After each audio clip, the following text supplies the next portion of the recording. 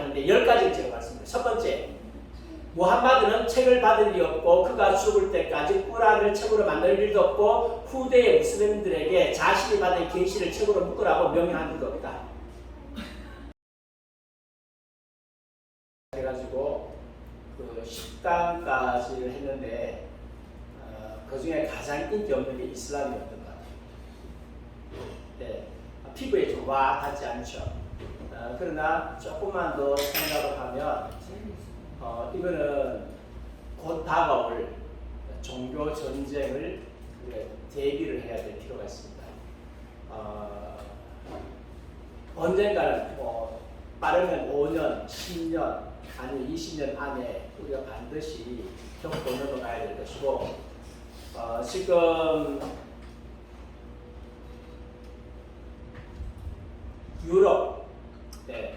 유럽에 지금 이슬람 문제가 굉장히 심각하죠. 유럽의 기독교가 쇠락한 두 가지 이유가 있습니다. 이것은 이제 외부적인 이유입니다. 물론 내부적인 이유는 뭐니 하더라도 교회의 타락입니다. 교회 성도들이 하나님을 가까이 하지 않고 타락한 것이 가장 큰 내부적인 이유지만, 그러나 이제 외부적인 이유를 따지면 두 가지 이유가 있습니다. 첫 번째는 동성애 차별 금지법을 막지 못하는 것. 막지 못한 것도 결국은 교회가 교체를 못하기 때문에 못 막았죠. 두 번째는 이슬람 침략에 효과적으로 대응하지 못하는 것. 이것이 유럽의 교회가 쇠락하게 된 중요한 이유다.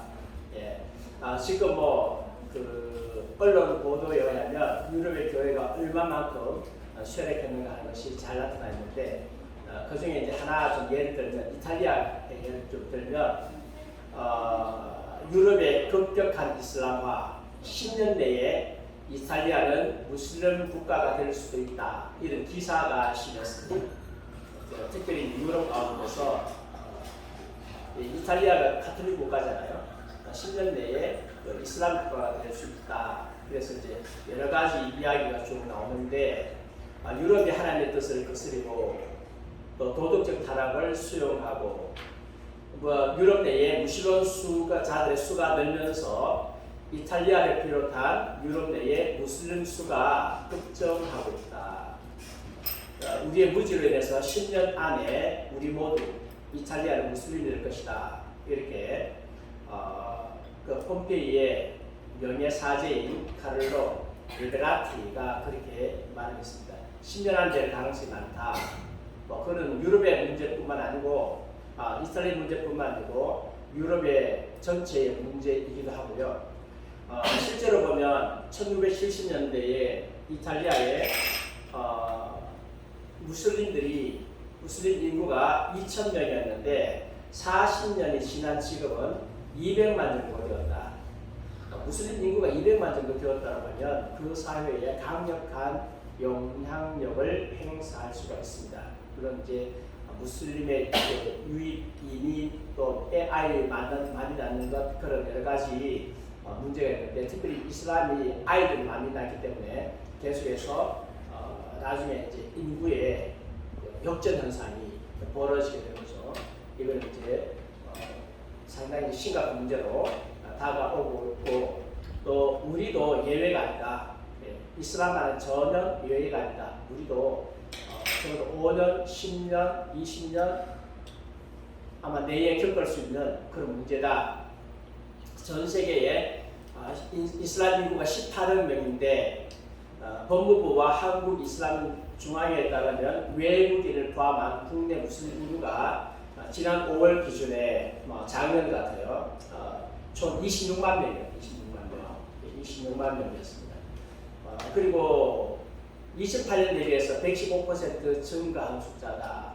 모스크 이슬람 사원도 계속해서 증가해가지고 전국적으로 23곳이 있고, 무슬림 기도처의 무살라는 221곳이 있다. 지금 그렇게 나와 있으니까 우리도 지금 남의 일이 아니고, 특히 대구 같은 경우는 복현도 지금 복현도 대현동 지금 무슬림 건물 사원 지으려고 하다가 지금 강력하게 반발을 부탁주고 있는데, 지금 법정 투쟁에 들어가고 있는데 그 지역 사람들이 굉장히 힘들어하고 있는 그런 모습을 보고 있게 되고, 그거는 지역의 문제뿐만 아니라 앞으로 우리가 닥칠 문제이다.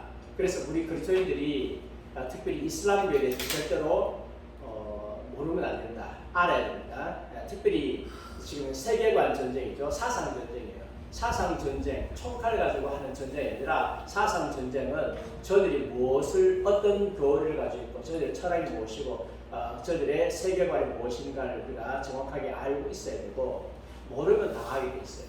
모르면. 네. 우리가 지금까지 쭉 이제 공부 쭉 해보니까 지금 그 그리스도인들의 사상을 점령하기 위해서 세계가 어떻게 공격하고 있는가, 특별히 매스컴을 통해서 이렇게 어떻게 공격하고 있는가, 문화를 통해서 어떻게 공격하고 있는가 하는 것을 알게 되잖아요.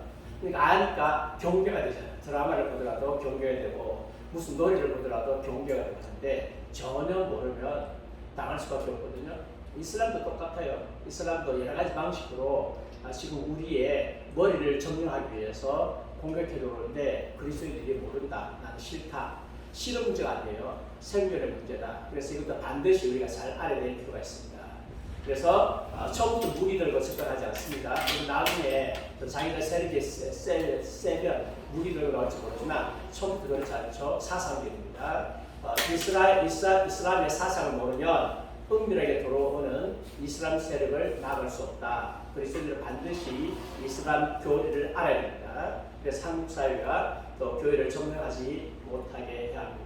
사실 이 사상이라고 하는 것은 쉬운 것이 아니고 사상을 공부하는 사람도 힘들어요.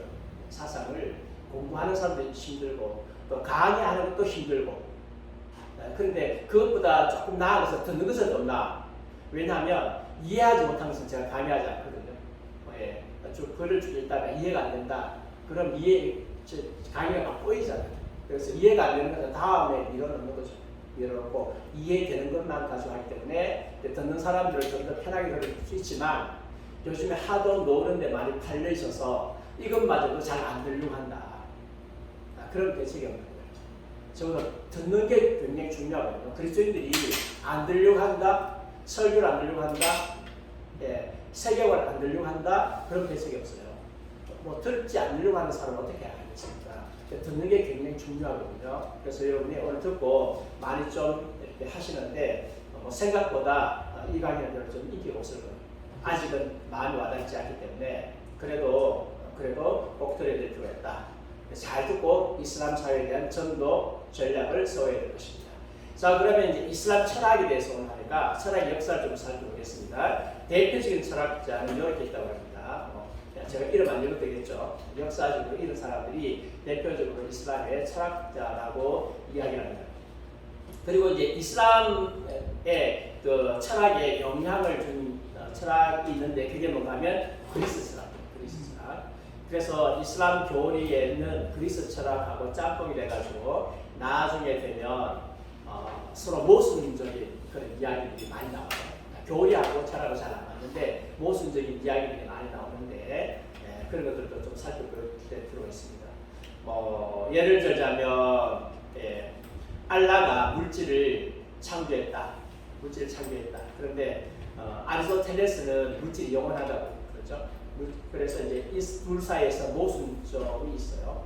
모순점이 있는데 그런 부분들은 적당하게 좀 넘어가는 것 같고 또 어떤 사람들은 육체의 부활을 부인하고 그리고 이제 영혼의 존재는 계속된다.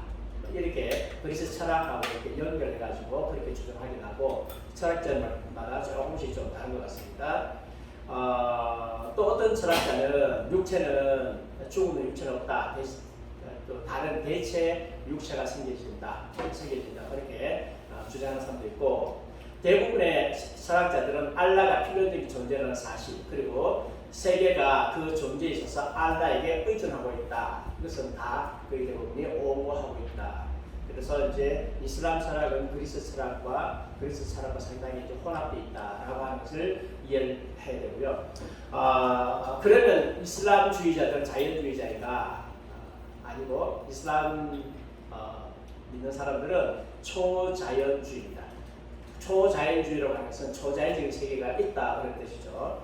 그래서 자연 개념 외에 실제하는 존재가 있다라고 이야기합니다. 그런데 실제하는 그 존재가 어떤 존재냐? 어떤 실존이냐, 존재냐라고 했을 때 성경에서 말하고 있는 새하늘과 새 땅은 아니다. 그러면 그들은 그들 나름대로의 다른 세계를 가지고 있다. 그것을 이제 소위 이제 낙원이라고 해요. 낙원이라고 하는데 이슬람에서 낙원은 어떤 낙원이냐? 이슬람에서 낙원에서는 지루함을 느끼지 않는다. 그래서 그곳에서 영생하니 그들은 어떠한 변화도 바라지 않는다. 에 근거해서 낙원에서는 따분함이나 지루함을 느끼지 않고 새로운 곳으로 가고 싶다는 느낌을 받지 않는다. 이슬람의 내세관이에요. 그 다음에 이슬람의 거주자들은 나이가 33세로 통일된다. 무함마드가 말하기를 누군가 낙원의 거주자를 죽는다면 그의 나이와 상관없이 33세로 낙원에 들어갈 것이고 그의 나이는 영원히 변하지 않을 것이다. 지옥에 들어간 자도 33세로 들어갈 것이다. 이렇게 이야기하는데 우리가 천국 갔을 때 우리의 나이가 한 몇 살쯤 되었을까? 우리의 나이가 몇 살쯤 되었을까? 어린 나이로 생활과 우리가 교란해 보는데 어린 나이처럼 될까? 아니면 주름살이 있을까? 늙었을까? 청년일까? 그랬을 때 많은 분들이 이야기하기를 예수님이 33세에 천국 가셨잖아요. 그래서 아마 예수님께서 33세에 가셨는데 예수님과 똑같지 않을까라고 생각을 해요. 생각하는데 여기서 33세는 왜 나왔는지는 모르겠지만 아마도 33세가 그 젊음과 늙음 사이의 중간이라고 하는 가장 꽃피는 나이, 인생의 가장 꽃피는 나이이기 때문에 그런데 이제 그리스도인들 가운데서도 그런 생각을 하고 있는 분들이 있습니다. 그러나 천국에 가봐야 하니까 그거는 그렇게 생각하시면 되고 낙원에는 모든 종류의 과일들, 나무와 과일이 있다. 그 두 곳에는 온갖 과일이 싹으로 있습니다. 싹으로 있다라고 하면서 모든 과일이 생과일, 거두된 과일로 존재하고 먹고 싶은 대로 골라 먹을 수 있다. 이 과일들 현세의 존재는 어떤 과일보다 감미롭고 아름답다. 아마 이것은 에덴 동산 이미지에서 좀 빌려온 그런 교리라고 그렇게 생각됩니다. 그 다음에 낙원에는 특별한 술이 있다. 두통을 앓지 않는, 취하지 않는 술이 있다. 그래서 의식하거나 구토를 일으키지 않는 술이 있다라고 낙원의 술 이야기를 하는데 저 같은 경우는 천국에 술 없어도 괜찮아요. 근데 술 좋아하는 사람들도 혹할 수 있어. 술을 먹고 나면 구토하고 또 이렇게 머리가 아프고 하는데 그거 없다 그러니까 굉장히 좋은 그들에게 혹할 수 있는 그런 주제일 수 있습니다. 그 다음에 천국에는 솔로가 없다.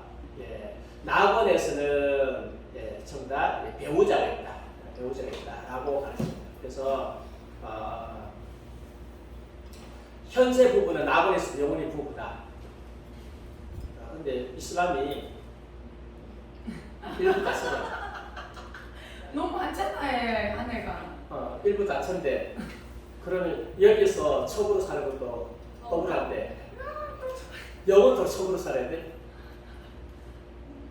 네. 그런 문제가 있네요. 근데 성경에서는요, 천국에서 결혼한다 안 한다? 안 해요. 결혼 안 한다. 남자와 여자는 있다 없다? 있다. 있다. 그렇지 있죠. 네. 하나님께서 남자와 여자를 만드셔서 성이 없어진다는 말이 아니고 결혼하지 않는다. 천국에서는 결혼하지 않는다.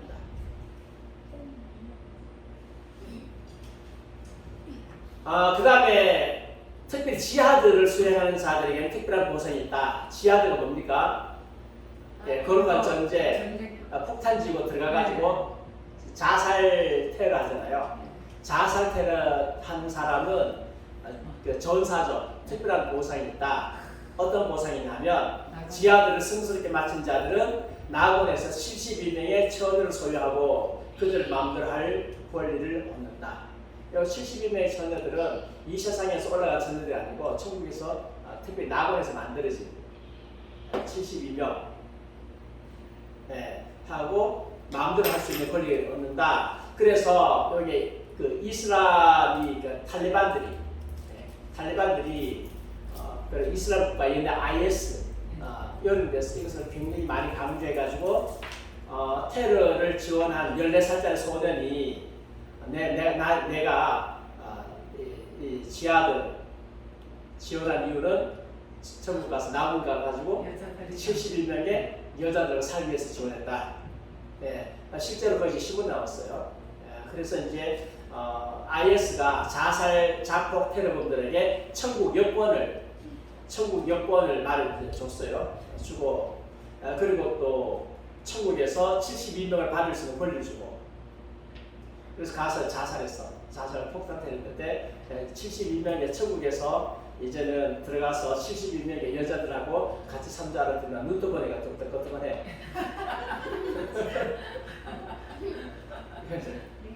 지옥에 갔죠. 네. 이게 거짓된 거지. 거짓된 결을 믿다가 목숨 잃어버리는 거죠. 네. 신의 존재를 긍정합니다. 긍정한다고 해서 하나님을 긍정하는 그런 뜻은 아니고 인간 영혼의 존재와 천사와 신의 존재를 인정한다. 참된 모슬렘은 알라의 천사를 믿는다. 천사들은 순수하게 영적이며 훌륭한 존재로서 음식도 음료도 잠도 필요하지 않는다. 천사들은 어떤 육체적 열망도 물질의 필요도 가지지 않았다. 천사들은 알라를 시중들며 낮과 밤을 보낸다. 알라를 시중들까봐요. 알라는 없는 신, 신애들이 만들어낸 신, 내지는 지역신, 브라이스적의 지역신. 지난번에 공부했죠? 네. 천사는 누구를 시중들어요? 하나님을 시중들고 하나님 믿는 사람들을 시중들어요. 네.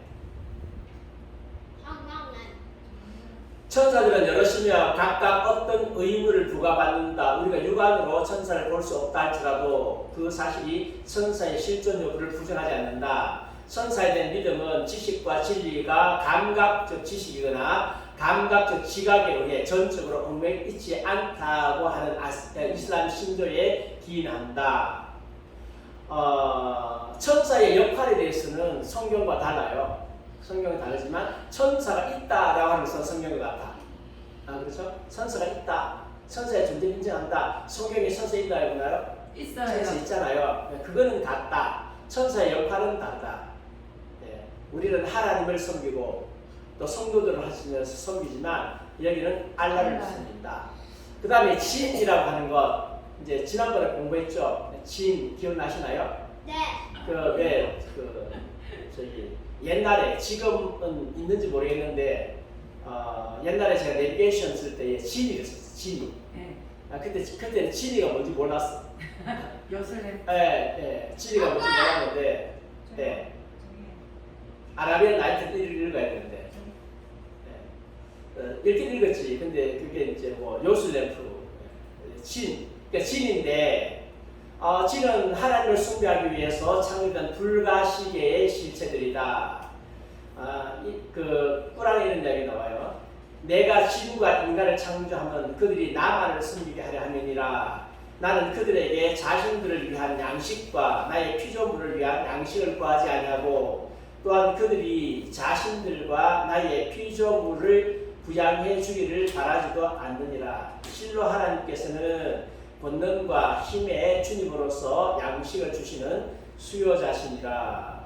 여기는 뭐 하나님 보정하는데 알라로 말하겠죠. 진은 불로 창조되었습니다. 하나님께서는 도자기를 만들듯 인간을 흙으로 빚으셨으며 진은 화염으로부터 만드셨느니라. 불로 만들었다 이렇게 나오고요. 불안에 실로 나는 걷고 마른 흙으로 인간을 빚었노라. 그리고 나는 전에 뜨거운 바람의 불길로부터 진을 창조하였노라. 모든 것이 인간의 감각을 통해서 알 수 있는 것이 아니고 존재의 영역을 우리의 감각이 인식하는 것으로 지내서는 안 된다. 한마디로 말하면 초자연적인 세계는 있다. 우리 감각하지 못할지라도 초자연적인 세계는 있다라고 하는 것이 이슬람교의 기본적인 교리. 그럼 뭐가 같고 뭐가 다르냐 하면 자연주의가 아니라 초자연주의다라고 하는 것은 공통점이고 신의 존재를 인정하는 것도 공통점이고 또 영혼과 천사의 존재를 긍정하는 것도 공통점이고 근데 다른 게 있죠. 그 신이 알라가 아니라 창조자 하나님이죠. 그들은 신이 있다고 하는 것은 뭐라고요? 알라라고 하고 적당하게 해가지고 기독교 하나님과 비슷하다고 이렇게 뭐 얼버무려 가지고 하려고 하는데 우리가 그때 근거를 쭉 살펴보니까 그건 아니었다. 지역신이었다. 이게 나왔었고 그 다음에 신의 존재가 아니라 사탄과 귀신들입니다. 신의 존재가 아니고 사탄과 귀신입니다. 그래서 이 영향 받아가지고 서양에는 요정이라고 있어요. 요정이라는 게 그 서양의 서양 화가들 그림에도 많이 나와요. 요정 그림에도 많이 나오는데 그게 이제 이슬람의 영향을 받아가지고 이제 그렇게 하고 있는 것이고 그 이슬람의 영향을 받는 게 많아요. 알람브라 궁의 뭐 추억인가?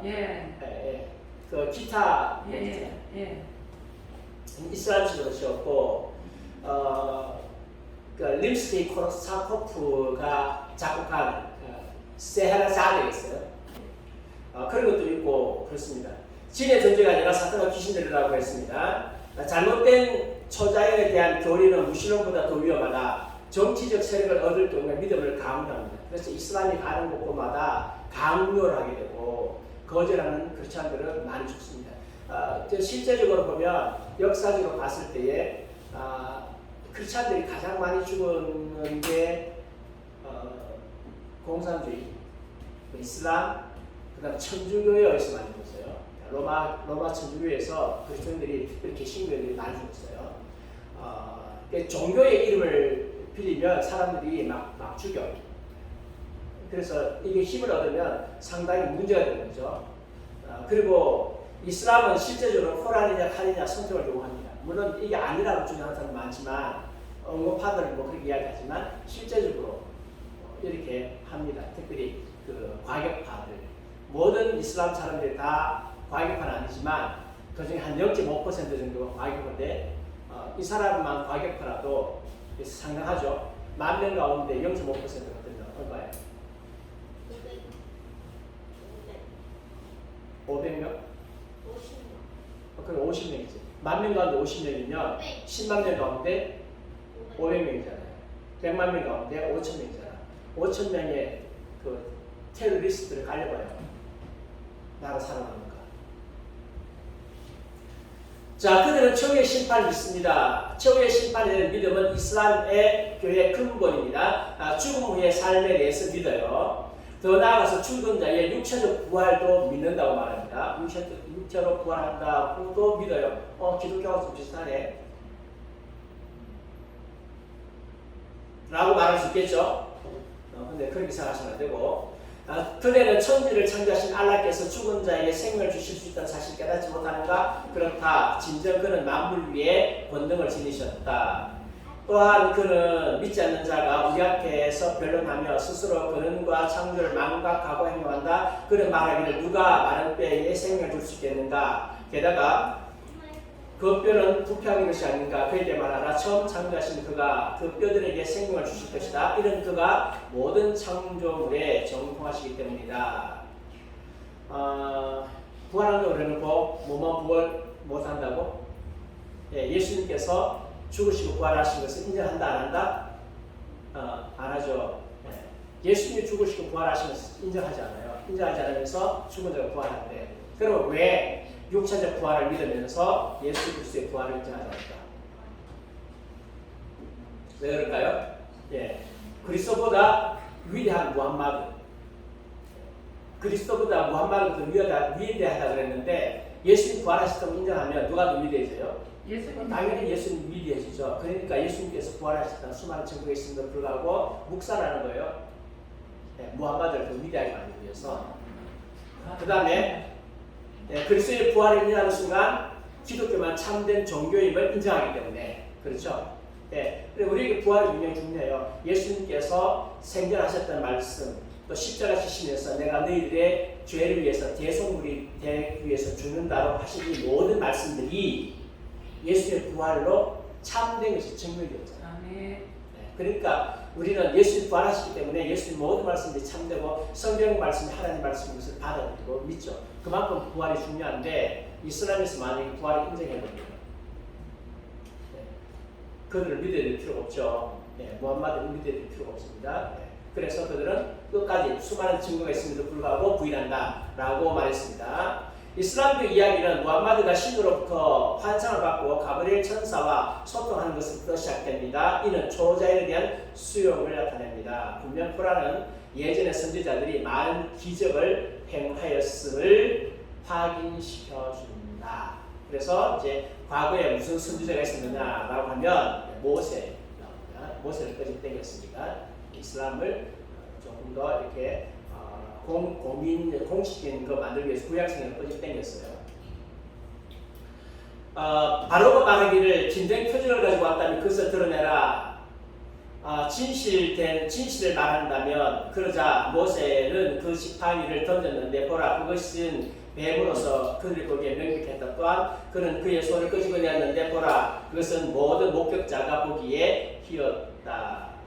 네, 그래서 이제 그 지팡이가 뭐로 되고요? 뱀으로 되고 지팡이 잡았을 때에 나병이 발하고 하는 이런 기적에 대해서 꾸란이 말하고 있다.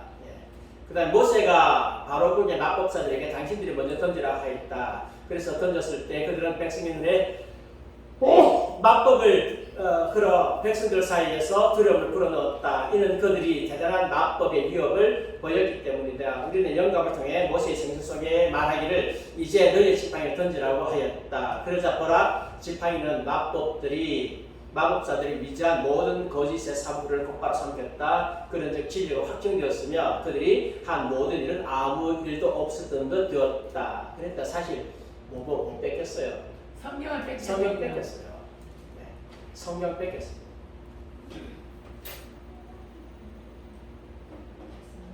뺏겨가지고 이단들이 만드는 거예요. 그러니까 당시에 그 이슬람이 나타나기 전에 다 그쪽 중동 그쪽 지역이 다 그 예수 믿는 지역들이잖아요. 그렇지 않죠? 이미 중세에 기독교 공인화된 그런 지역들인데 여기에서 성경을 제대로 못 배웠잖아요. 성경을 제대로 못 배운 사람들이 이제 성경에 들은 이야기가 있거든. 들은 이야기 있는데 거기에다 약간 변형시켜서 하니까 사람들이 쉽게 받아요.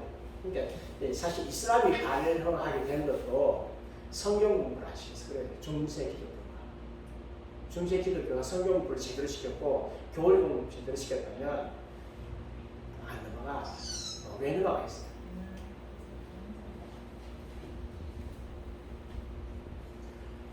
모세와 관련된 몇몇 구절들 그때 우리는 모세와 그 동생 아론을 보냈는데 우리 표적과 권위를 분명히 지니게 하고 보내었다. 그래서 이제 모세의 기적 이야기를 하고 있어요. 근데 예수님께서 행하신 기적도 인정합니다. 왜냐하면 예수님이 선지자잖아요. 무슬림보다 저희 모하메드보다 모하메드 영어식으로 하면 무하마드. 근데 정확하게 아랍식으로 하면 무함마드예요. 무함마드 정확한 말이에요. 네. 예수님의 치유 사역, 죽은 자를 살리는 사역을 인정을 해요. 코란에 나와. 코란에. 마리아의 아들 예수여, 너와 너희 어머니에 대한 나의 은총을 되새기라. 또한 너는 눈보라 태어난 자들을 그리고 문둥병자를 나의 허락으로 고치리라. 또한 보라, 너는 내 허락으로 인해 죽은 자를 살리리라. 또한 보라, 나는 이스라엘 자손에게 내가 분명한 표적을 보였을 때 그들이 너의 간에 폭력을 행치 못하게 했다. 코란에 나오는데 600년대에 이슬람을 만들었으니까 이미 신약성이 다 퍼졌잖아요. 근데 신약 성경에 있는 것도 가지고 들어왔어요. 가지고 들어와서 예수는 선지자다. 선지자인데 후세는 아니다. 우리 주님 아니다. 그냥 선지자 중에 하나다 하면서 근데 기적을 했다. 심지어 죽은 자를 살리는 기적도 행했는데 알라가 기적을 행할 수 있는 능력을 주셨다. 그렇게 이야기해요. 정통 이슬람 사람은 기적을 인정합니다. 이 이야기들은 신이 세상에 관여하시며 기적 또한 인간들에게 그 뜻을 전달하고자 하는 계시 전달하고자 한다는 그 초자연주의적인 관점을 이야기하고 있습니다. 정통 이슬람교 철학은 기적의 발생과 초자연적 존재를 주장한다. 그러면 누가 기적해야 돼요? 무함마드가. 무함마드가 기적을 행해야 합니다. 기적을 좀 해야. 그러니까 무함마드 기적을 딱 행했을 때에 무함마드의 존재가 딱 인정되면서 비로소 그들이 진짜 종교인 것을 인정받을 텐데, 근데 이제 이렇게 주장합니다. 이슬람은 기적을 많이 하지 않는다. 과거에 선교자를 했는데 지금은 안 한다. 올리버 리만 이슬람교 학자 같아요. 종교로서의 이슬람교가 기적을 많이 사용하지 않는 것을 강조할 가치가 있다. 이 말은요, 기적 안 하는 걸 강조해야 된다. 왜냐하면 무함마드가 자신의 선지자 주장을 뒷받침하기 위해서 기적을 행하지 못했다. 또한 믿지 않는 자들이 말하기를 무함마드의 신으로부터 어째 표적이 내려오지 않았는가라고 한다. 그러다 그대 무함마드는 진간 경고자여 모든 사람의 인도자이니 이런 나오죠. 그러면 왜 무함마드는 기적을 행하지 않았는가? 행하지 않았는 겁니까? 못하는 겁니까? 못했어요. 못하는 거죠. 근데 이게 변명을 해줘야 되잖아. 그렇죠? 그래서 이제 그 변명이 나와요. 뭐라고 나오느냐? 알라께서 진정한 알라는 궁핍하며 우리는 부유하다 라고 조롱하는 자들의 말을 들을 거다. 우리는 옳은 것에 대한 반발로서 그들의 한 말과 선지자들을 죽인 행위를 분명히 기억할 것이며, 또한 말하기를 맹렬한 불의 징벌을 맛보라. 너는 너의 손이 저지른 부정행위가 너를 앞질러 천상에 도달했기 때문이다. 알라께서는 결코 그를 섬기는 자를 해치지 않으신다라고 할 것이다. 또한 그들은 말하기를 알라께서는 그가 천상에 온 불에 사로잡힌 희생물을 보여주지 않을 시에는 어느 사도도 믿지 않겠다는 우리의 약속을 받으셨다라고 한다. 너는 말하라. 나 이전의 사도들이 분명한 표적과 심지어는 너희가 구하는 바를 가지고 나왔다. 진실을 말할지인데 왜 그들을 죽였느냐? 만일 그들이 너희를 두고 거짓말쟁이라고 한다면 너희보다 이전에 명백한 증거나 어두운 예언서나 깨달음을 주는 책들을 가지고 온 사들도 또한 거짓말쟁이라고 말하는 것이다. 지금 무슨 이야기 하고 있어요? 몰라요. 네. 몰라요. 몰라요? 네. 다 이해할 필요 없어요.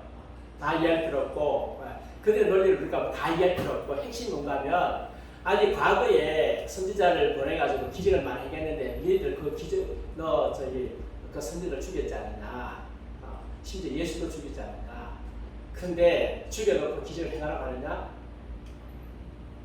기적이 뭔데 기적을 행하라고 하느냐? 너 그러면 기적을 하면 믿을 거야? 아니 기적 행하는 사람 죽여놓고 나보고 기적 행하라고? 나 안 해. 그런 말이지. 살짝 피해나가는 거죠. 소위 이슬람교의 가장 위대한 선지자라면 가장 위대한 기적들을 행할 수 있을 것이라고 추정할 수 있죠, 우리가. 그렇죠? 그래서 증명해야 되는데 궤변 논리를 가지고, 소위 말해 궤변 논리를 가지고 기적을 행할 줄 모르면서 안 한다라고 하고 기적을 행할 필요 없다라고 말했습니다. 근데 예수님께서는 자신이 위대한 선지자라고 하는 것을 증명하셨잖아요. 뭐로요? 기적으로. 수천을 먹이시면서 뿐만 아니고 죽음에서 부활하시고, 모슬렘들은 예수님 부활을 부인하지만 예수님이 확실히 부활하셨잖아요. 그죠? 그래서 예수님께서 참된 메시아인 것을 주장하기 위해서 뭘 하시느냐? 표적이 나와요. 요한복음 보면 표적 7개 나와. 7개 나오는데 우리 예수님께서 7개만 하시겠어요? 아니죠. 많이 하셨죠. 근데 그 중에서 7개를 뽑으셨어. 왜요? 칠이 완전수잖아. 완전수를 뽑으셔가지고 표적이라 하셨어. 내가 메시아가 된 증거다. 하나님의 아들 된 증거로 너희들 봐라. 내가 하나님의 아들이다. 하고 표적을 보여주셨고, 마지막 표적인 부활을 보여주셨습니다. 사도들도 자기들의 말이 참된 것이 표적으로 나타난다고 이야기했습니다. 근데 무함마드는 할 줄 모른다. 무능하다. 그것만 하더라도 무함마드가 진짜 아니다 라고 해서 알 수 있고, 그런데 무함마드는 자기가 누구보다 더 위대하다? 예수님보다 더 위대하다고 스스로 주장했습니다. 자기는 하나님의 선지자다. 그런데 파스칼, 기독교 철학가입니다. 파스칼, 유명한 팡세라고 하는 책을 썼는데 굉장히 좋은 책이니까 한번 읽어보세요. 예? 책 이름입니다. 팡세. 상세.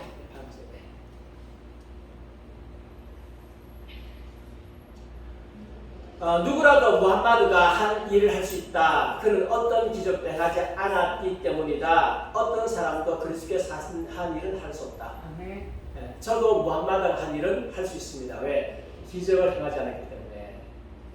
그런데 예수님께서 하신 일은 아무나 할 수 없다. 그거 하나만 하더라도 예수님께서 진짜 하나님이시다. 아멘. 그러면 이제 조금 넘어가서 이제 이슬람에서 무함마드가 자기가 선지자라고 그러잖아요. 선지자라고 주장하는 게 구약 성경을 가지고 와요. 구약 성경을 가지고 오는데 특별히 지난주 우리가 공부했죠. 신명기 말씀드렸죠. 나와 같은 선지자 하나. 신명기 18장에 나오는 나와 같은 선지자 하나가 누구를 가리킨다? 뭐 예수 그리스도. 예수님인데 이슬람에서는 자기를 가리킨다. 이게 자기를 가리킨다라고 말해요. 기독교와 이슬람은 기적적인 사건의 가능성에 있어서 대립하는 게 아니고 기적은 둘 다 같이 일어난다고 말해요. 근데 기적에 수반되는 내용과 서로 경쟁하는 주장들에 있어서 대립한다. 기독교인들은 무함마드가 선지자이며 코란이 신성한 계시라는 무슬림의 확신을 한다고요? 거절한다. 네. 무함마드가 예수 그리스도의 신성, 죽음, 부활을 부인한다. 기독교인들은 무함마드를 신의 사도는 고사하고 믿을 만한 정보의 근원으로도 신뢰하지 않는다. 네. 무함마드가 과연 믿을 만한 말을 했느냐? 소위 말한 천사로부터 받았다는 걸 믿을 수 있느냐? 그것조차도 우리는 신뢰하지 않는다. 하나님의 사도 아니다. 네. 모슬렘은 코란이 몇 가지 성서는 책 중에 하나라고 믿습니다. 그래서 이제 성서는 책이 몇 가지 있는데 첫 번째는 모세의 토라 믿어요. 두 번째는 다윗의 시편, 세 번째는 예수 그리스도의 복음. 요 세 개도 성스러운 거다. 요거는 성스러운 거다. 그러면 이 성스러운 성경 가운데 모세 오경, 다윗의 시편, 예수 그리스도 복음 이거 가지고 무슬림을 공격할 수 있겠죠. 모슬렘은 코란이 오류 없이 여러 세대 동안 보존되어 온 유일한 거룩한 책이다. 그러나 그 가운데 유일한 거룩한 책은 오류 없이 거룩한 책은 오류 없는 책은 뭐라고요? 코란이다. 그러나 기독교인들은 성경이 원상대로 보존된 것이다. 아멘. 성경이냐 코란이냐? 성경이 하나님께서 주신 말씀이냐 코란이 하나님 주신 계시냐? 증명해야 되겠죠. 이제 조금 이따가 이제 마지막 시간에 할 것입니다. 그들이 무함마드를 예언한다고 말하는 성경 구절을 검토함으로 어느 종교가 진정성이 있는지 한번 판별해보자. 한번 보겠습니다. 신명기 18장 15절 18절은 과연 무함마드를 가리키는가? 무슬림들은 다음의 구약 구절이 선지자 예수 그리스도가 아니고 무함마드라고 믿고 있습니다. 내 하나님 여호와께서 너희 가운데 내 형제 중에서 너를 위하여 나 모세와 같은 선지자 하나를 일으키리니 너희는 그의 말을 들을지니라. 내가 그들의 형제 중에서 너와 같은 선지자 하나를 그들을 위하여 일으키고 내 말을 그에게 두리니 내가 그에게 명령하는 것을 그가 우리에게 다 말한다. 정리하면 하나님께서 선지자로서 모세와 같으며 이스라엘 자손들 가운데 있는 자를 일으키실 것이고 하나님께서 그의 말씀을 이 사람의 입에 두실 것이고 그가 하나님께서 명령하신 바를 모두 이스라엘 자손들에게 말할 것이다. 여기에 이제 5가지로 딱 정리되죠. 신명기 18장 15절 18절이 딱 정리됐죠. 정리되셨습니까? 네. 자 보겠습니다. 초대 기독교인들은 이 예언이 누구에게 성취되었다? 예수 그리스도에게 성취되었다고 믿었습니다. 그래서 예수님은 스스로 선지자로 말씀하셨다. 선지자가 자기 고향과 자기 교회는 존경받지 않으며 없느니라. 자기를 스스로 선지자로 하셨어요. 그러나 오늘과 내일 모레는 내가 갈 길을 가야 하니 선지자가 예루살렘 밖에서는 죽는 법이 없느니라. 예수님께서 말씀하셨을 때에 그냥 선지자로 했을까요? 아니면 신명기 18장 15절 18절의 말씀을 성취하는 선지자라고 생각하시고 이 말씀하셨을까요? 성취하시는 그렇죠. 성취자로. 예수님 스스로가 모세와 같은 선지자다라고 하는 것을 지금 말씀을 하고 계시는 거예요. 네. 다른 성경 기자들도 마찬가지입니다. 다른 이들도 예수님이 선지자라고 그랬어요. 그 사람들이 예수께서 행하신 이적과 이 표적을 보고 말하되 이는 참으로 세상에 오실 그 선지자라. 그 선지자, 그러니까 모세 때부터 시작해가지고 선지자가 오시는 것을 이스라엘 백성들은 기다렸어. 과거에 많은 선지자들이 왔어요. 그 선지자들도 맞기는 맞아. 근데 최후의 선지자 아니야. 모세가 말할 때 최후의 선지자가 아니라. 근데 모세가 말할 때 최후의 선지자가 세례 요한이라고 했는데 세례 요한이 내가 아니라고 그랬어요. 사람들이 기다렸어. 근데 예수님이 500의 기적을 일으켰어. 하니까 사람들이 신명기 18장에 나오는 그 선지자가 바로 예수님이다라고 이야기한 거예요. 맞아요, 틀려요? 맞아요. 일단 맞죠. 예, 맞습니다. 예. 그리고 마태는 예수 그리스도의 예루살렘 입성할 때에 이렇게 써요. 무리가 이르되 갈릴리 나사렛에서 온 선지자 예수 그리스도라. 선지자 예수 그리스도. 무리가 그랬어요. 무리가 예수를 선지자라고 했어요. 신명기 18장에 나오는 선지자다. 그리고 누가는 예수 그리스도의 십자가형 이후에 예수 그리스도와 그 제자들 중에 몇 명 사이에 대화를 기록하는데 그 대화의 내용을 쭉 넘어가서 나사렛 예수의 이름에 쭉 넘어갔어요. 이름이 그는 하나님과 모든 백성 앞에서 말과 일에 능하신 뭐라고요? 선지자래요. 선지자. 선지자다 라고 말했습니다. 그리고 베드로는 신명기 18장의 예언이 모세가 말했던 예언이 예수님에게서 성취됐다라고 말했습니다. 제 밑에 읽겠습니다. 주 하나님이 이게 지금 배터리가 다 돼가지고 잘 안 됩니다. 안 돼가지고 못하고 있습니다. 주 하나님이 너희를 위하여 너희 형제 가운데 나와 같은 선지 하나를 세울 것이니 너희가 무엇이든지 그의 모든 말을 들을 것이라. 누구든지 그 선지자의 말을 듣지 아니하는 자는 백성 중에서 멸망받으려 하였고 나와 같은 선지자가 누구라고요? 예수님이시다라고 베드로가 말했습니다. 네. 스데반도 마찬가지고요. 그래서 나와 같은 선지자는 무함마드가 태어나기 오래전에 예수님에게서 성취가 되어졌어요. 무함마드에게 대한 게 아니에요. 예수님에게서 이미 성취되어졌다. 그런데 모슬렘들은 성취되어지면 안 되잖아요. 그래서 예수가 아니라고 주장하죠. 첫 번째 주장. 예수님은 모세처럼 율법을 선포하지 않았기 때문에 신명기 18장에 예언을 성취한 자가 아니다. 율법을 나와 같은 선지자니까 율법 선포해야 되잖아요. 예수님 율법 선포 안 하셨어요? 산상수훈 하셨잖아요. 예수님은 율법을 성취하신 분이라고 그랬죠. 내가 율법이나 선지자를 펴러 온 것이 아니고 율법을 펴러 온 것이 아니고 완전히 하러 왔다. 예수님께서 말씀하셨어요. 예수님이 율법을 성취하러 오신 분이시고 구약의 율법이 무슨 율법이다라고 하는 것을 정확하게 그 의미를 재해석해가지고 선포하신 분이 예수님이세요. 그래서 예수님의 산상수훈 있죠. 예수님께서 산에 올라가셨잖아요. 산에 올라가셨는데 예수님이 산에 올라가셨는데 왜 산에 올라가셨느냐? 모세가 산에서 십계명 받았잖아요. 그리고 예수님께서는 모세의 계명 가운데 특별히 사람에 대한 계명을 끄집어내셔가지고 그것이 무슨 뜻인가를 정확하게 해석을 해주셨어요. 그리고 새 시대의 백성들이 어떻게 살아야 되는가 통치법에 대해서 말씀하셨습니다. 뿐만 아니죠. 예수님이 새 율법을 주셨잖아요. 새 계명을 너희에게 주노니 서로 사랑하라. 내가 너희를 사랑하는 것 같이 너희도 서로 사랑하라고 우리에게 말씀하셨습니다. 새 계명이라고 하면서 구약과 다른 법이 아니고 구약의 법인데 새 시대가 왔기 때문에 새롭게 선포하셨어요. 구약의 법에 대해서 정확하게 그 의미를 아시고 우리에게 지키라고 핵심은 사랑이다 라고 하셨습니다. 그래서 모든 법들은 사랑의 관점으로 꿰뚫어야 돼요. 예수님께서는 사랑의 관점으로 율법을 꿰뚫으셨기 때문에 우리가 다른 관점으로 율법을 보면 안 돼. 사랑의 관점으로 봐야 돼요.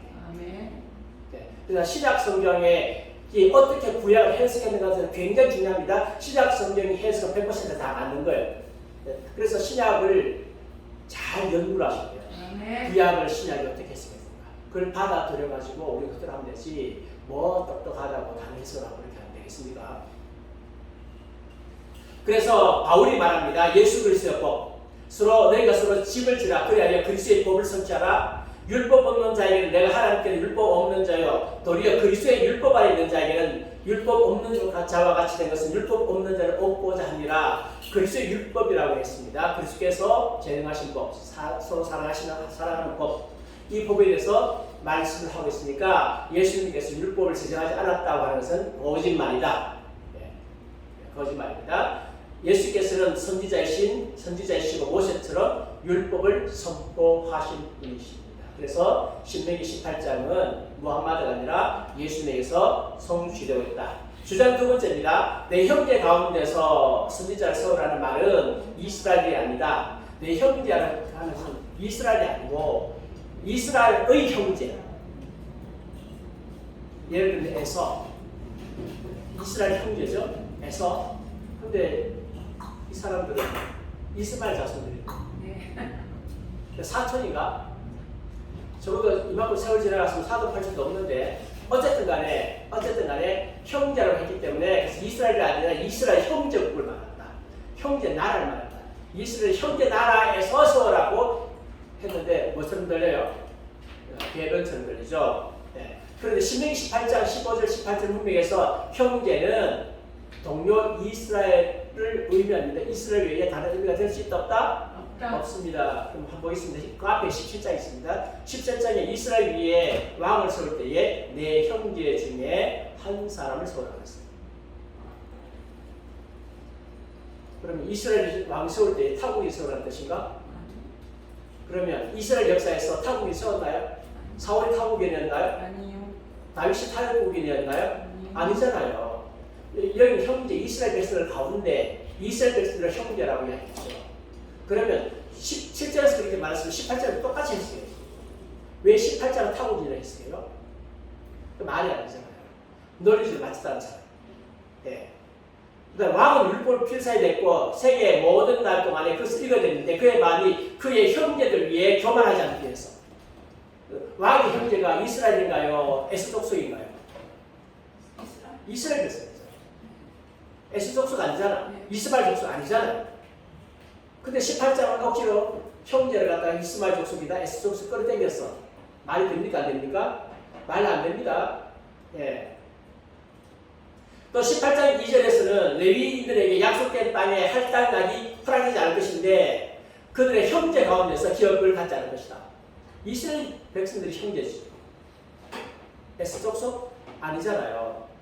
그러면 네 형제 가운데 선지자 온다는 말은 누구 가운데 온다고요? 이스라엘 백성들 가운데 온다는 뜻이죠. 타국인 아니죠. 네. 그렇죠.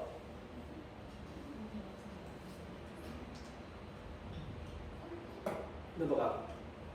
무함마드는 이스라엘인 맞습니까? 안 맞습니까? 아니죠. 그러니까 이스라엘 백성은 아니기 때문에 이 예언이 무함마드에게 해당된다 안 된다? 안 됩니다.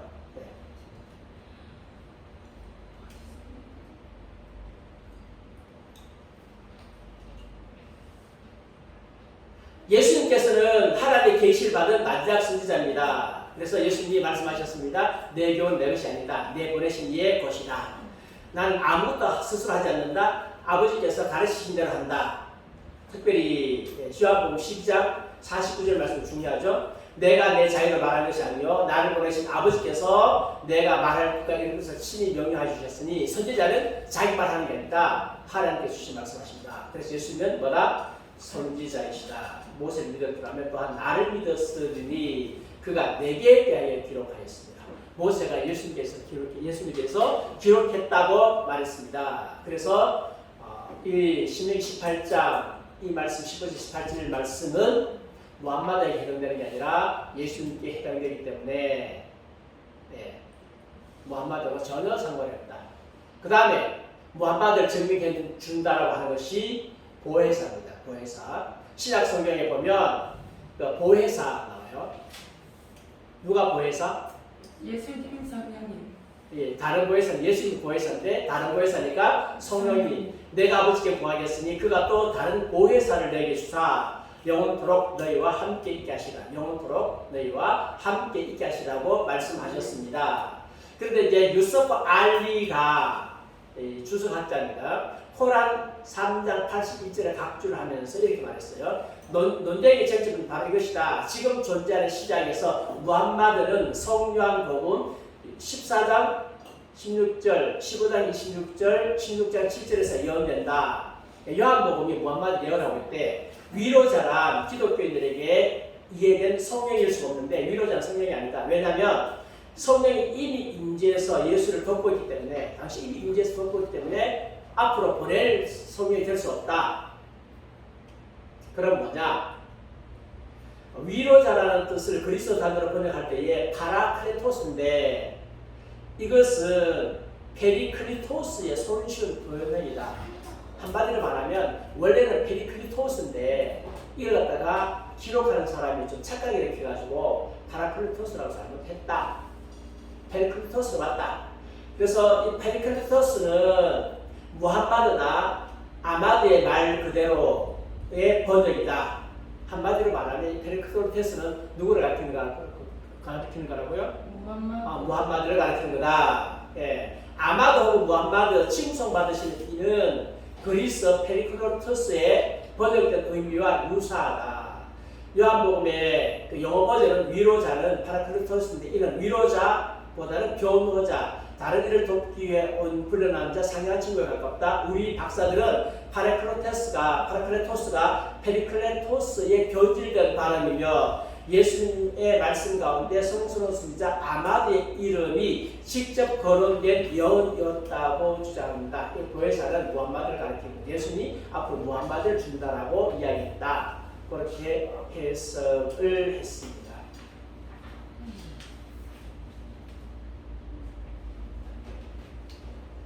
그러면 그리스 신약 문서들에 나타나는 파레클레토스가 과연 페리클레토스의 교훈인가 살펴봐야 되겠죠. 필사본이 5,000개가 있어. 5,000개가 넘어.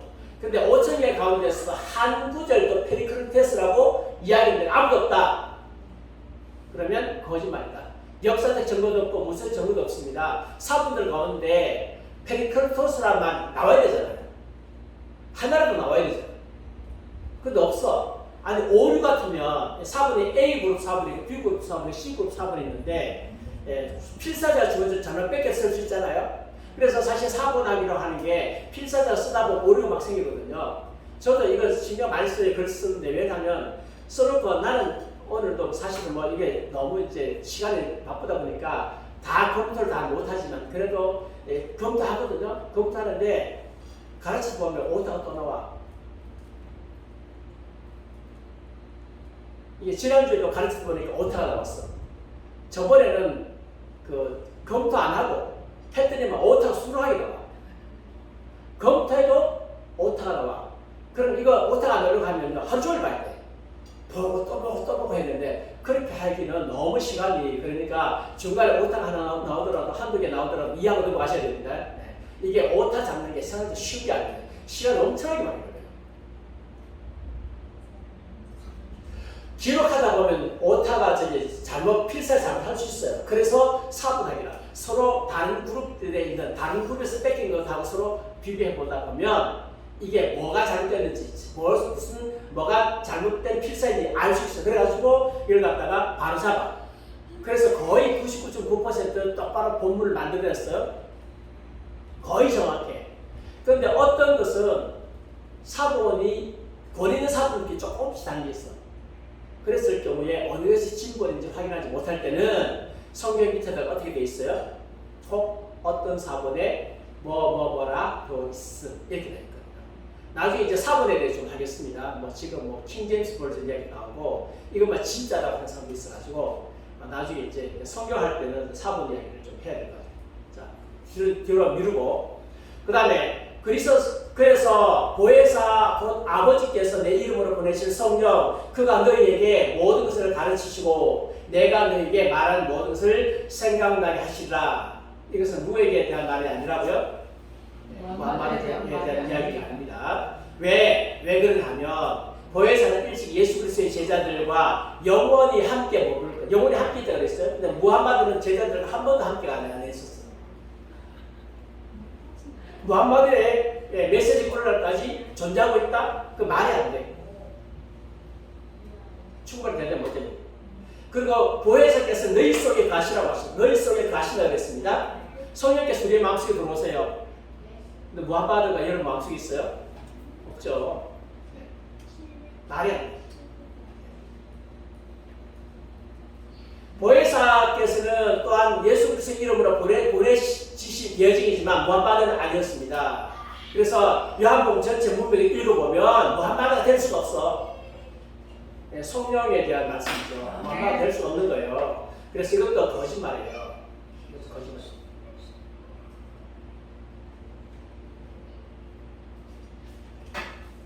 그래서 무함마드가 예수보다 더 위대한 선지자다라고 하는 것은 전혀 근거가 없는 것입니다. 스스로 자아주장이고 그 자아주장을 뒷받침할 만한 기적도 없고 믿는 사람만 불쌍한 겁니다. 자, 그 다음에 아까 제가 강의하다가 이야기했죠. 과연 꿀알은 하나님이 계신가? 좀 더 정확하게 말하면 꿀알은 하늘에 원벌이 있는 책이다. 이슬람 학자들이 주장합니다. 꿀알은 천상에 원벌이 있으며 무함마드에게 계시된 완벽한 경전이라고 주장할 뿐 아니라 꿀알로 신구약 성서의 진리를 구별하는 기준으로 삼아야 된다. 그러니까 성경보다 뭐가 더 위에 있다? 꿀알이 더 있다. 예.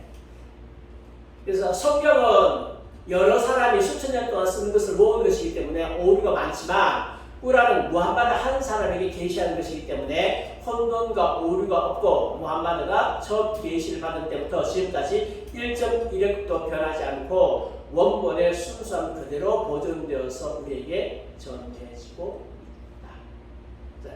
꿀알은 하늘에서 가브리엘 천사를 통해서 계시받은 그대로 순수하게 우리에게 전해지고 있다. 참말, 거짓말? 거짓말. 거짓말. 만일 이 점에 의심을 품으면 이를 거룩한 꿀알을 모두 간의 행위로 정죄하며 꿀알이 변질되거나 한 구절이나 한 단어라도 추가되거나 삭제되었다고 말하는 자체가 알라의 저주받는 행위다. 저주를 받을 수. 무조건 믿으라야죠. 근데 이슬람 학자들이 꿀알의 모습을 알까요, 모를까요? 알아요. 근데 말 안 해. 말하지 않는 이유 첫 번째, 이슬람 학자를 위해서. 둘째는 이슬람권에서 자신들의 영향력과 신분의 유지를 위해서. 세 번째는 그렇게 말했을 경우에 직면하게 될 핍박이 들을 때문에. 쥐도 새도 모르게 돌아가십니다.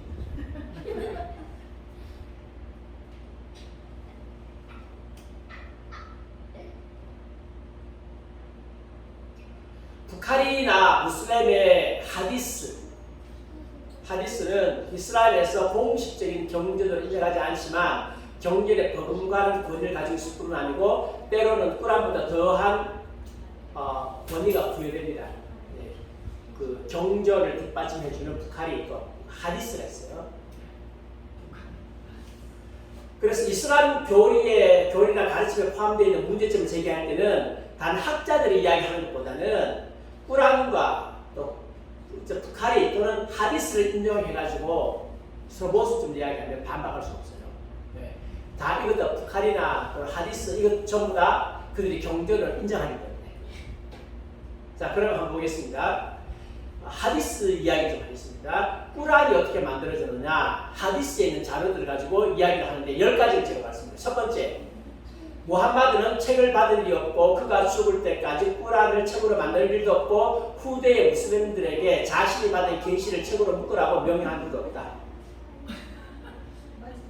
그런데 꾸란에는 알라께서 무함마드에게 책을 내려보냈다고 말하고 있다는 점입니다. 꾸란에는 무함마드에게 알라가 책을 보냈단 말이었어요. 무함마드는 알라께서 자신에게 성서의 모체가 되는 책을 내려주셨다고 주장한다. 이 구절이에요. 그대에게 그 책을 계시한 분은 알라시며 그 안에는 근본의 말씀이 있어 성서의 모체가 되고 그분의 종 무함마드에게 그 책 꾸란을 계시한 알라께 찬미를 드리노니 그 안에는 1점의 왜곡됨도 없느니라고 꾸란에 딱 2번 나와요. 딱 2번 나오는데 근데 이 2번줄 외에는 꾸란에서 무함마드에게 책을 주셨다라고 하면서 전혀 안 나와. 딱 2구절로 나와. 그러면 너무 근거가 희박한 거죠. 근거가. 네. 성경은 하나님께서 말씀하셨다가 몇 분 나와요? 몰라요. 셀 수 없을 만큼 많이 나와. 세 사람이 준 네. 사람이 대단한 거예요. 두 번째, 무함마드가 죽을 때 죽었을 때까지도 꾸란이라는 책이 있었다 없었다? 없었다. 이스라엘의 역사와 하디스에 의하면 무함마드는 죽을 때까지 꾸란을 책에 들어붙은 일이 없습니다. 다만 그가 간헐적으로 계시를 받았다고 암송하던 소리를 들었던 제자들이 그 내용을 나뭇잎이나 돌 등에 새겨놓고 암기하기도 했던 것들만 남아있다. 그럼 암기한 게 빨리빨리 기록 안 하면 오류가 있을 수 있지 않나요? 그런데 세월이 지나고 꾸란의 내용을 암기하던 사람들이 전쟁터에 나가서 전사하게 되어서 무함마드의 계시가 소멸될 위기에 처하자 우마르의 제안을 받아들여 첫 번째 칼리프였던 아부 바르크가 그것을 모의하였다. 1차 수집한 것을 우바르의 딸 하프사에게 맡겼다가 결국 3대 칼리프였던 우트만에 의해 명에 의해서 하프사가 가지고 있던 것과 흩어져 있던 꾸란들의 구절들을 수집하여 종합 편집하게 되었고 그것들 외에 어떤 종류의 완본이든지 조각본이든지 모두 불태우도록 했다. 다른 다 불태우고 종합했다. 아니 무함마드가 받았다며. 계시를 자기 직접 받았다며. 썼다며. 하디스는 그게 아니다.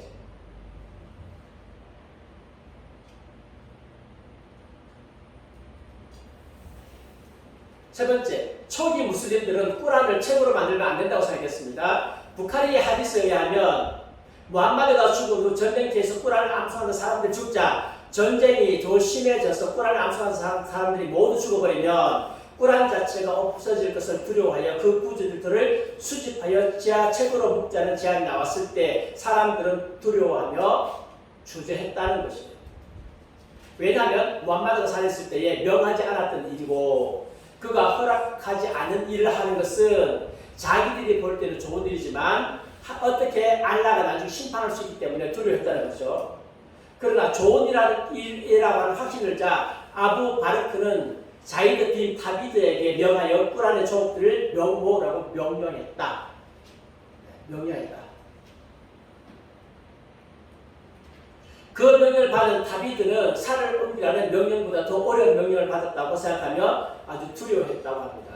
그러니까 꾸란은 원래 처음에는 만들려고 하지 않았는데 나중에 어쩔 수 없이 만들었다.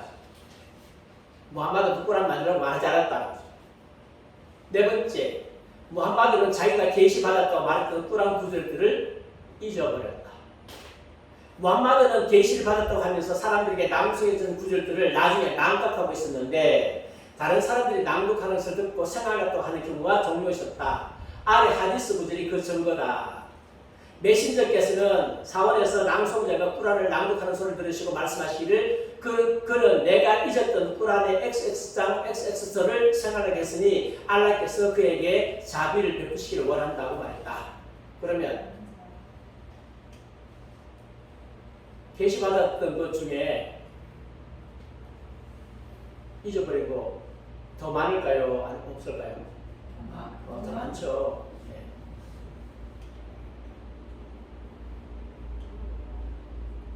네. 마치 이야기해줄 줄 알았지. 다른 거는 계시받았는데 잊어버려가지고 꾸란을 못 쓸 수 있잖아요. 꾸란의 구절을 망각하는 데 대한 계시는 꾸란 자체를 찾을 수 있습니다. 우리가 취소하거나 망각한 어떤 계시의 구절이 있다면 우리는 그보다 더 낫거나 비슷한 것을 가지고 온다. 알라는 모든 것을 할 수 있다는 것을 너희는 모르냐. 말이 안 되죠. 하늘의 무언권에 있는 것을 간헐적으로 가브리엘이 천사를 통해서 지상 무함마드에게 계시로 내려보냈다면 어떻게 망각으로 한 구절들이 사라질 수 있으며 어떻게 다른 구절들로 대체할 수 있어요? 잊어버리면 다른 구절로 대체하는 이게 말이 돼요? 말 안 되잖아. 근데 뭐 1.1 거고 오류가 없다면서요.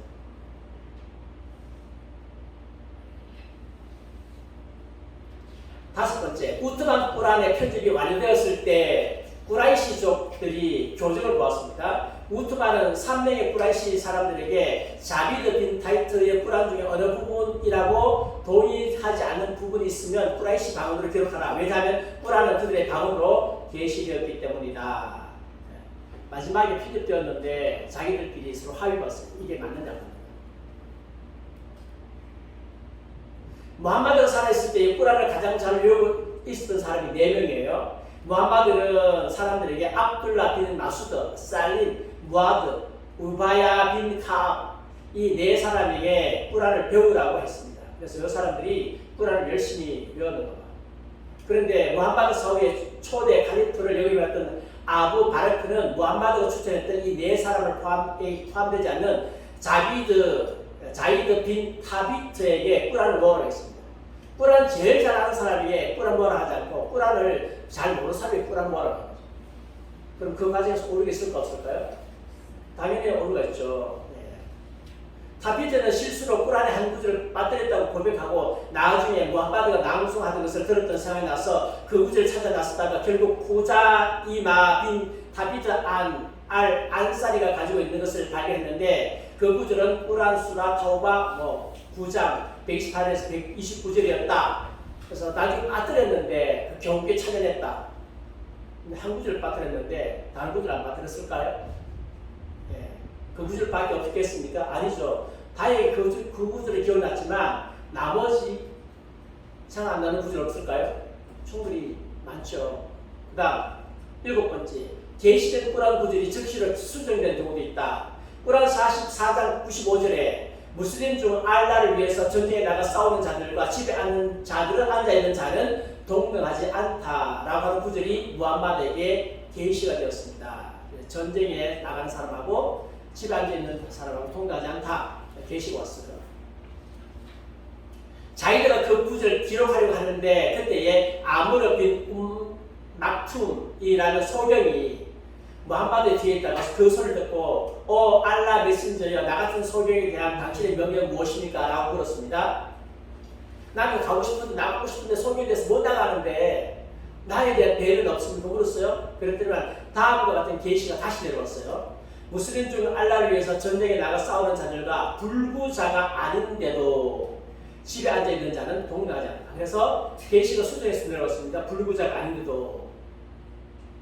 이건 또 뭐예요?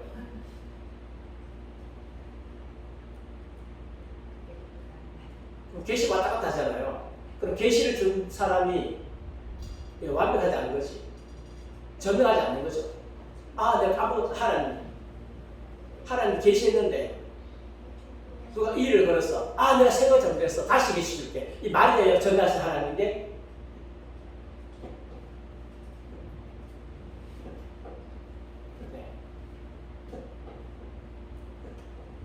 계시된 꾸란 구절이 그렇죠. 이것이 정말 하늘에 있는 꾸란 원본을 통해서 왔다면 어떻게 쉽게 바꿀 수 있습니까? 바꿀 수 없죠.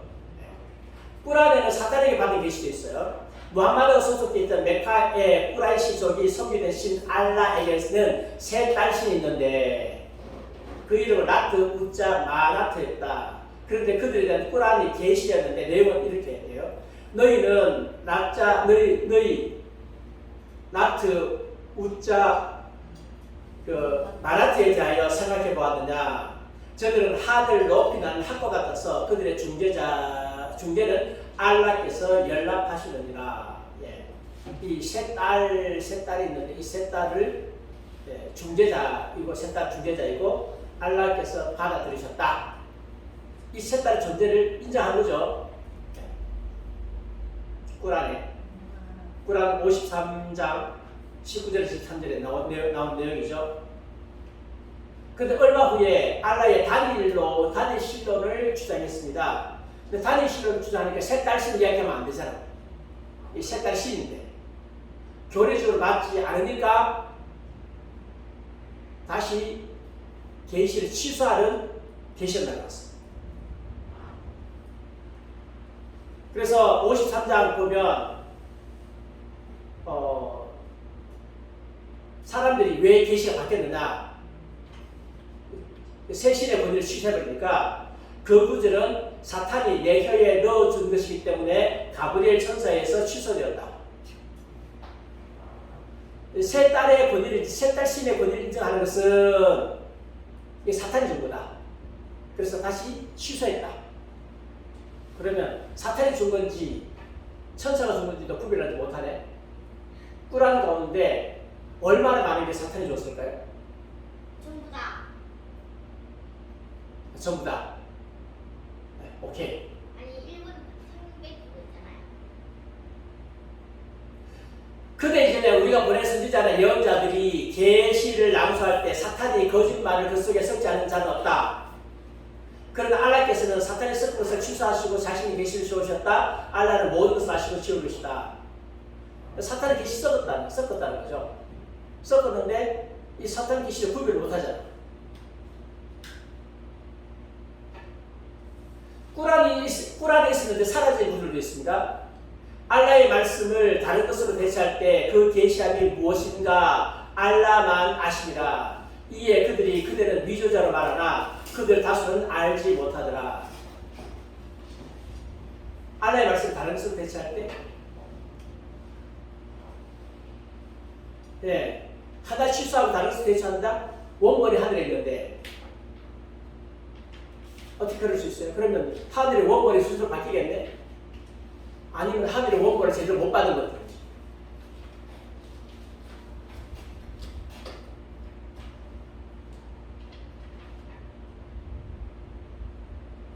그래서 정리하겠습니다. 이스라엘이 말하는 꾸란은 영감된 책도 아니고 계시된 책도 아닙니다. 그들이 하늘로부터 직접 받았다는 건 거짓말이에요. 일천일에 변할 수 없다고 하는 건 거짓말이에요. 전부 보여드리잖아요. 그것을 믿는 자들은 매우 어리숙한 자입니다. 그래서 뭐든지 유비무환이에요. 잘 준비해야 돼요. 지금부터 여러분이 이런 강의를 들어놓으면 관심 가질 거 아니에요. 그럼 인터넷에 요즘 뭐 많이 올라와 있으니까 자료들을 막 찾아보고 하면 여러분들이 훨씬 더 이제 많이 알게 돼요. 그럼 나중에 이슬람들이 와가지고 여러분에게 뭐 논쟁을 한다든지 누가 이스라엘에게 뭐 꼬입을 받았다든지 했을 때 여러분들이 적절하게 교훈해 줄 수 있어요. 서기로서 반드시 필요하고 영적 전쟁을 위해서 사상적으로 그리스도교를 도전하는 것들은 반드시 우리가 제대로 알아야 될 필요가 있습니다. 기도하겠습니다.